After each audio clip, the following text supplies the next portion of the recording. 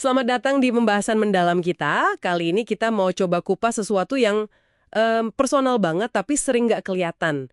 Gimana era kita lahir itu membentuk ya semacam kacamata lah buat kita ngelihat dunia.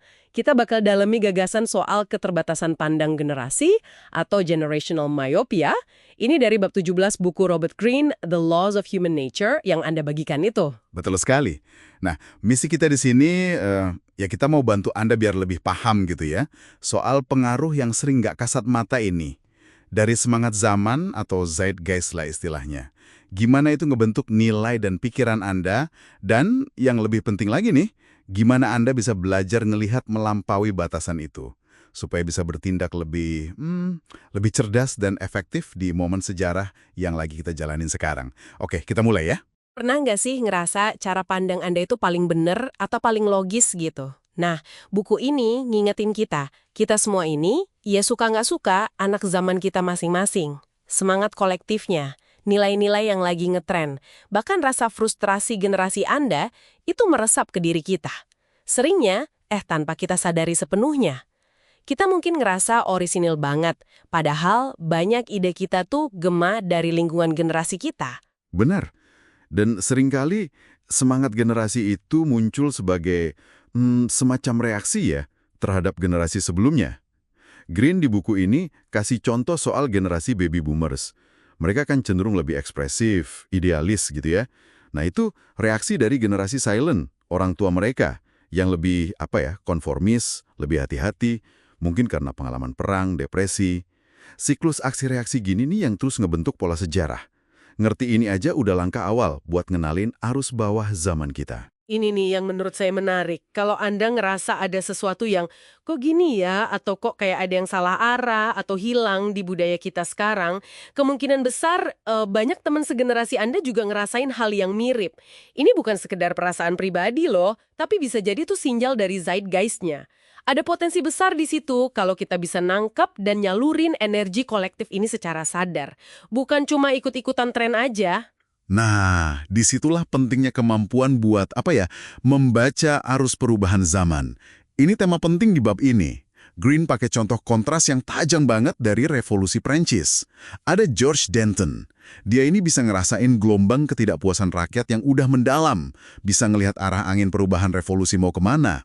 Di sisi lain, ada Raja Louis XVI. Pikirannya, kejebak di kejayaan masa lalu monarki, sama sekali nggak bisa baca tanda-tanda zaman. Gagal paham realitas baru ya? Iya, Danton itu bisa nunggangin gelombangnya, sementara Louis XVI ya kesapu sama gelombang itu.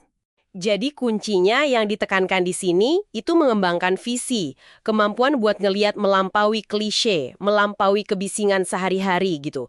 Melepaskan kebiasaan mikir lama yang mungkin udah nggak relevan lagi. Daripada ngehakimi perubahan yang terjadi, kita coba pahami arah arusnya kemana.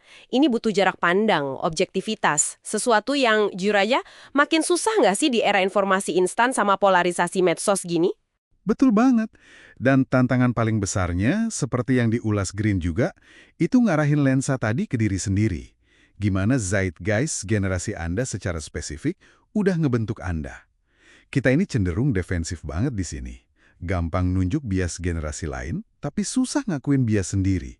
Atau malah kita bungkus bias itu jadi kayak suatu kebaikan gitu. Contohnya menarik tuh dari buku ini, mungkin rasa takut sama komitmen besar ya, entah karir atau hubungan, kita rasionalisasi jadi, saya menghargai kebebasan atau fleksibilitas.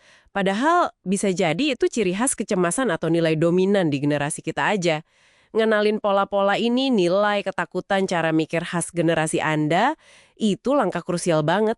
Iya, kesadaran itu fondasinya. Tahu kacamata apa yang lagi kita pakai, itu bikin kita bisa sesekali ngelepas kacamata itu.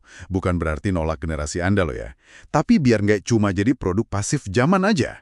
Ini soal jadi individu yang lebih utuh, yang bisa milih responsnya secara sadar terhadap pengaruh lingkungan. Oke, terus gimana kita bisa manfaatin pemahaman ini secara strategis? Greene ngasih saran nih, kalau Anda bisa identifikasi rasa atau kegelisahan atau semangat yang paling dominan di generasi Anda. Terus Anda bertindak atau berkarya selaras dengan itu, ingat, bukan niru ya, tapi nyentuh nadi kolektifnya. Nah, tindakan Anda itu bakal punya gaung yang jauh lebih kuat, kayak nemuin tombol resonansi yang pas gitu. Ini nyambung juga ke gagasan buat melampaui batasan waktu. Persepsi kita soal masa lalu, kini, masa depan, itu kan subjektif banget ya. Dan itu dibentuk sama lensa generasi kita. Green dorong kita buat bisa belajar dari sejarah tanpa proyeksi bias masa kini ke masa lalu. Atau sebaliknya, mengembangkan kedewasaan berpikir, perspektif jangka panjang lebih awal dari usia biologis kita. Ini cara buat bebas dari kakunya pandangan tunggal generasi. Jadi ini mungkin pemikiran penutup ya buat Anda renungkan di rumah. Gimana kalau memahami lensa generasi Anda, sekaligus belajar membaca arus zaman itu bukan cuma bikin Anda lebih sadar diri aja. Gimana kalau itu ternyata kunci buat meraih semacam, kekuatan? Kekuatan buat nggak cuma terombang-ambing sama sejarah atau dinamika kelompok, tapi buat secara sadar milih jalur Anda sendiri. Kekuatan buat ngelihat momentum pas lagi terbentuk, terus memanfaatkannya. Bahkan mungkin, kekuatan buat ikut serta ngebentuk arah masa depan. Bebas dari jebakan keterbatasan pandang generasi Anda sendiri.